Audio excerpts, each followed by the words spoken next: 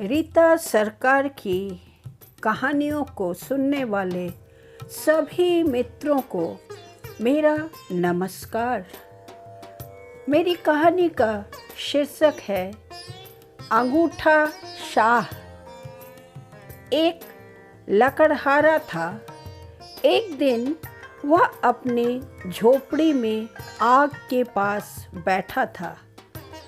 पास में उसकी घरवाली बैठी चरखा काट रही थी। लकड़हारा बोला, कैसा सूना सूना लग रहा है। हमारे एक भी बच्चा नहीं है। होता तो घर में खेलता फिरता और हमें आनंद देता। और लोगों को देखो, अपने बच्चों के साथ कैसे सुखी जीवन बिता रहे हैं। स्त्री आह भरकर बोली, और क्या, एक भी बच्चा हो जाए तो मैं निहाल हो जाऊं, चाहे अंगूठे के बराबर ही बच्चा हो जाए।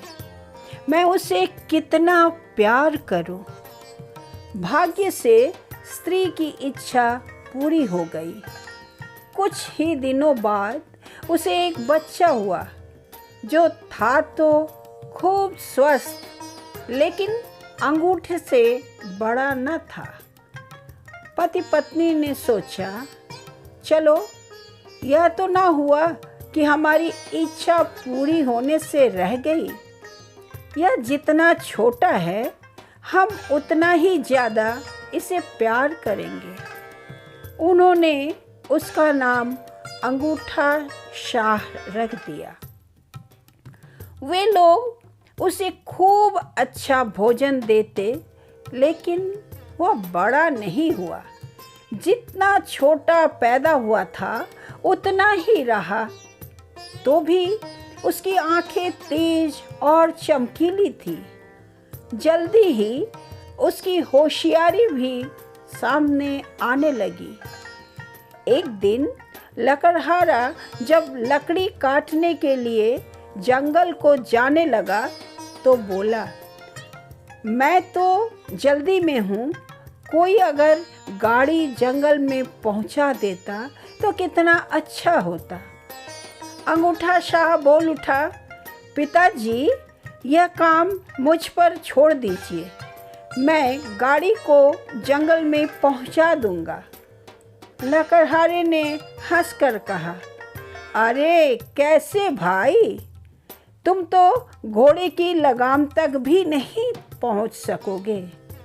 अंगूठा शाह बोला, फिक्र न कीजिए पिताजी, माताजी घोड़े को गाड़ी में जोत देंगी तो मैं उसके कान में बैठ जाऊंगा और उसे बताता जाऊंगा कि वह किस रास्ते चले। पिता ने कहा, ठीक है, ऐसा ही करके देखें। गाड़ी पहुंचाने का जब वक्त आया तो अंगूठा शाह की माँ ने गाड़ी में घोड़ा जोत दिया और अंगूठा शाह को घोड़े के कान में रख दिया। जहाँ रुकने की ज़रूरत होती वहाँ रुक जाओ और जहाँ आगे बढ़ने की ज़रूरत होती वहाँ चलो, कहता हुआ वो छोटा पहलवान घोड़े को ले चला। घोड़ा वहाँ तेजी से चलने लगा। अंगूठा शाह उससे कह रहा था, धीरे धीरे। तभी पास से दो राहगीर गुजरे। उनमें से एक बोला, कैसी अजीब बात है कि गाड़ी चली जा रही है। लगता है गाड़ीवान जैसे घोड़े से बात कर रहा हो, लेकिन वह दिखाई नहीं देता। दूसरे ने कहा, बात तो अजीब है, आओ गाड़ी के पीछे पीछे चलकर देखें कि वह कहाँ जा रही है। वे लोग भी गाड़ी के साथ जंगल में वहाँ पहुँच गए जहाँ लकड़हारा था। पिता को देखकर अंगूठा शाह चिल्ला उठा, पिताजी, पिताजी, मैं यहाँ हूँ, मुझे नीचे उतार लो। पिता ने एक हाथ से घोड़े को पकड़कर दूसरे हाथ से अपने बेटे को निकाला और पुआल के एक ढेर पर बैठा दिया। वहाँ बैठकर वह बहुत खुश हुआ। दोनों राहगीर यह सब देखते रहे और अचंभे के कारण कुछ न कह सके। इसके बाद उनमें से एक आदमी दूसरे को एक तरफ ले जाकर बोला, अगर यह छोकरा हमें मिल जाए तो हमारी किस्मत खुल जाए। हम शहर शहर घूमकर इसका तमाशा दिखाते फिरेंगे। आओ इसे खरीद ले। लकड़हारे के पास जाकर वे बोले, इन छोटे साहब की आप कितनी कीमत लेंगे? हम इन्हें आपसे भी ज़्यादा अच्छी तरह रखेंगे। पिता ने जवाब दिया, मैं इसे किसी भी हाल में नहीं बेच सकता। यह तो मेरे दिल का टुकड़ा है।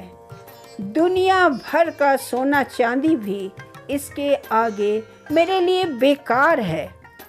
अंगूठा शाह उस सौदे की बात सुन रहा था। पिता का कोट पकड़कर वह उसके कंधे तक रेंग गया और उसके कान में चुपके से बोला, मुझे देकर धन ले लीजिए पिताजी, मैं फिर जल्दी ही आपके पास लौट आऊँगा। लकड़हारा बहुत से सोने के बदले में अंगूठा शाह को देने को राजी हो गया। उन राहगीरों में से एक ने पूछा, कहाँ बैठना पसंद करोगे छोटे साहब? अंगूठा शाह ने उत्तर दिया, मुझे अपने टोप के किनारे पर रख लीजिए। इससे मैं चारों तरफ घूम फिर कर दुनिया देखता चलूँगा। वैसा ही किया गया। वे लोग यात्रा पर चल पड़े। शाम होने पर अंगूठा शाह ने कहा, मुझे नीचे उतारिए, अब मैं थक गया हूँ। आदमी ने टोप उतारकर अंगूठा शाह को सड़क के किनारे के एक खेत में मिट्टी के ढोके पर बैठा दिया। अंगूठा शाह चुपके से खिसक गया और एक पुराने चूहे के बिल में जा पहुंचा। वहां पहुंचकर उसने अपने मालिकों की ओर मुंह करके कहा, मैं तो चला जनाब, अब फिर कभी मुलाकात हो तो मेरी निगरानी जरा जम कर कीजिएगा। मालिक लोग सीधे चूहे के बिल के पास जा पहुँचे और अपनी छड़ियों से उसे कुरेदने लगे, लेकिन कोई नतीजा न निकला। अंगूठा शाह बराबर भीतर की ओर सरकता गया। आखिरकार रात हो आई, इसलिए उन लोगों को खाली हाथ लौटना पड़ा। अंगूठा शाह ने जब देखा कि वे लोग चले गए तो वहाँ से निकल आया। खेत में पड़े ऊंचे नीचे मिट्टी के ढोकों पर चलता हुआ वह एक घोंगे के पास पहुंच गया। उसने सोचा, इसमें मैं बड़े आराम से सोऊंगा। वह उसमें जा घुसा। वह सोने ही वाला था कि उसने दो आदमियों को बातचीत करते सुना। एक कह रहा था, उस धनी आदमी के पास से सोना और चांदी किस तरह चुराया जाए। अंगूठा शाह जोर से कह उठा, मैं बताता हूँ। चोर डर कर बोला, कहाँ से आई यह आवाज़? अंगूठा शाह ने फिर कहा, मुझे ले चलो अपने साथ, मैं तुम्हें बता दूंगा कि कैसे उसका धन लिया जाए। चोरों ने पूछा, लेकिन आप हैं कहाँ? अंगूठा शाह ने जवाब दिया, जमीन की तरफ देखो और जहाँ से आवाज़ आ रही है उधर ध्यान दो। अंत में चोरों ने उसे ढूंढ निकाला और अपने हाथों पर उठा लिया। उन्होंने पूछा, अरे छोटे पहलवान, तुम हमारा क्या काम कर सकते हो? अंगूठा शाह बोला, वाह, मैं दरवाजे की छड़ों में घुस जाऊंगा और जो कुछ कहोगे भीतर से फेंक दूंगा। चोर बोले, यह विचार तो अच्छा है, आओ चलो हमारे साथ और अपना करिश्मा दिखाओ। जब वे लोग धनी आदमी के मकान पर पहुंच गए तो अंगूठा शाह एक दरवाजे की छड़ों में से मकान के भीतर चला गया और वहां से जोर से बोल उठा, जो कुछ यहाँ है क्या सब लोगे? चोर बेचारे डर कर बोले, धीरे बोलो भाई, धीरे, लोग जग जाएंगे। अंगूठा शाह ने ऐसा रुख बनाया मानो समझा ही ना हो और उतने ही जोर से कह उठा, कितना लोगे? क्या सब फेंक दूं बाहर? पास के ही कमरे में रसोईदारिन लेटी थी। शोर सुनकर वह उठ बैठी। चोर डर के मारे भाग खड़े हुए। थोड़ी दूर जाकर फिर उन्होंने हिम्मत की और सोचा, यह छोकरा तो हमें मूर्ख बना रहा है। फिर लौटकर चुपके से कहा, मजाक मत करो दोस्त, थोड़ा सा धन बाहर फेंक दो। अंगूठा शाह ने फिर जोर से कहा, अच्छा लो, हाथ फैलाओ, यह आया। रसोईदारिन ने यह बात साफ साफ सुनी और दरवाज़ा खोलने को तेजी से दौड़ी। चोर इस तरह भागे मानो भेड़िया उनका पीछा कर रहा हो। रसोईदारिन वहाँ किसी को ना पाकर लैंप लेने गई। जब तक वह लौटे कि अंगूठा शाह खलिहान में घुस गया। बेचारी नौकरानी ने कोना कोना छान डाला, लेकिन वहाँ कोई होता तो दिखाई देता। उसने सोचा, जरूर मैं खुली आंखों से ही कोई सपना देख रही थी, इसलिए वह फिर सोने चली गई।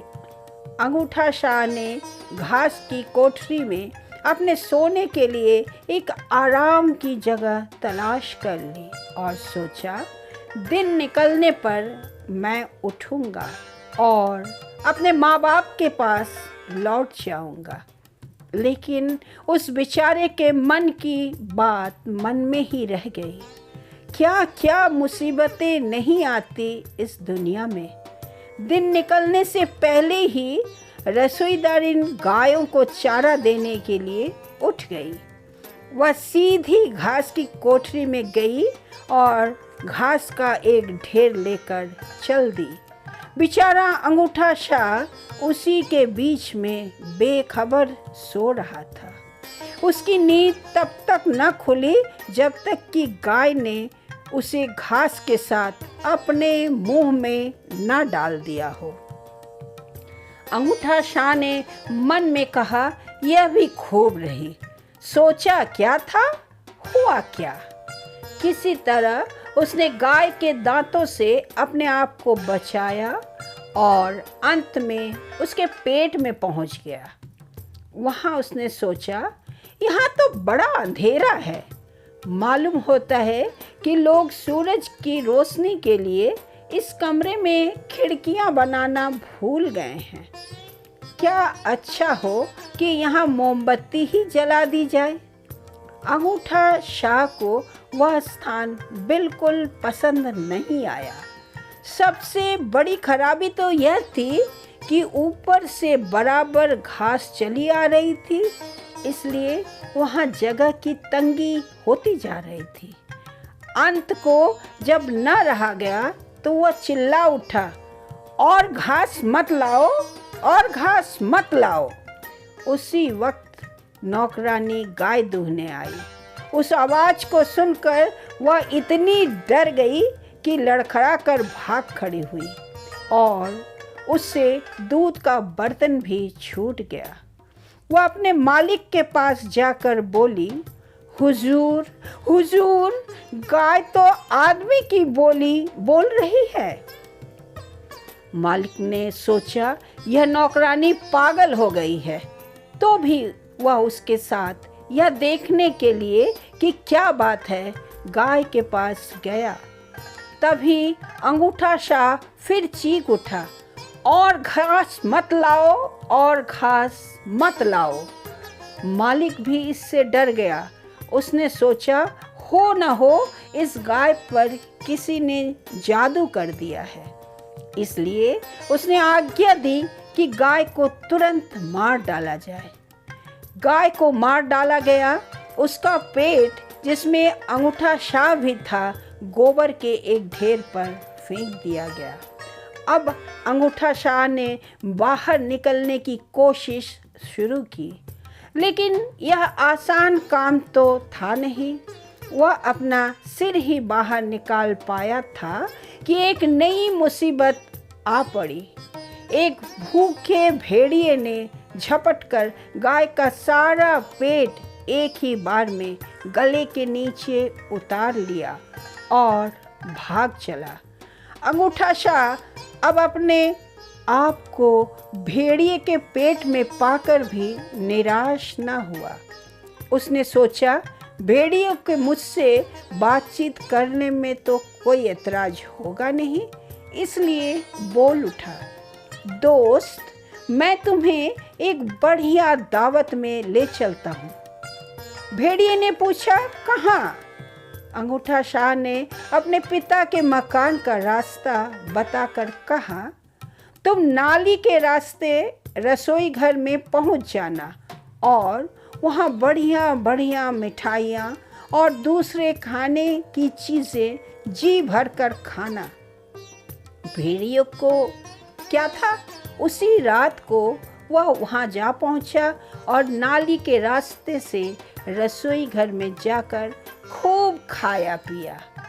खा पीकर वह लौटना चाहता था, लेकिन उसने इतना ज़्यादा खाकर पेट फुला लिया था कि जिस रास्ते से वह गया था उसी रास्ते से लौटना उसके लिए मुसीबत हो गया। अंगूठा शाह की यही तो चाल थी। अब तो उसने जी भर कर शोर मचाना शुरू किया। भेड़िए ने कहा, खामोश रहो ना, ऐसे तो तुम घर भर को जगा दोगे। ये छोटे हजरत बोले, मुझे इससे क्या, आप तो खूब मज़ा ले चुके, अब मेरा दिल है, मैं भी खुशी मना रहा हूँ। उसने फिर जोर जोर से गाना और धूम मचाना शुरू कर दिया। लकड़हारा और उसकी पत्नी इस शोर से जग गए। उन्होंने किवाड़ की दराक में से देखा तो भेड़िया, उन दोनों के डर का ठिकाना न रहा। तो भी लकड़हारे ने डर कर कुल्हाड़ी उठा ली और अपनी पत्नी को हंसिया दे दिया। वह बोला, तुम पीछे रहो, मैं उसके सिर पर वार करूं, तुम उसके पेट में हंसिया भोग देना। यह सब सुनकर अंगूठा शाह कह उठा, पिताजी पिताजी, मैं यहाँ हूँ, यह भेड़िया मुझे निगल गया है। पिता कह उठा, ईश्वर का धन्यवाद, हमारा प्यारा बेटा हमें फिर मिल गया। उसने अपनी पत्नी से कहा, हंसिया मत चलाना, कहीं हमारे बेटे के ना लग जाए। लकड़हारे ने जोर का वार किया और भेड़िए का सिर धड़ से अलग जा गिरा। इसके बाद उन्होंने भेड़िए के शरीर को चीर फाड़ कर अंगूठा शाह को बाहर निकाला।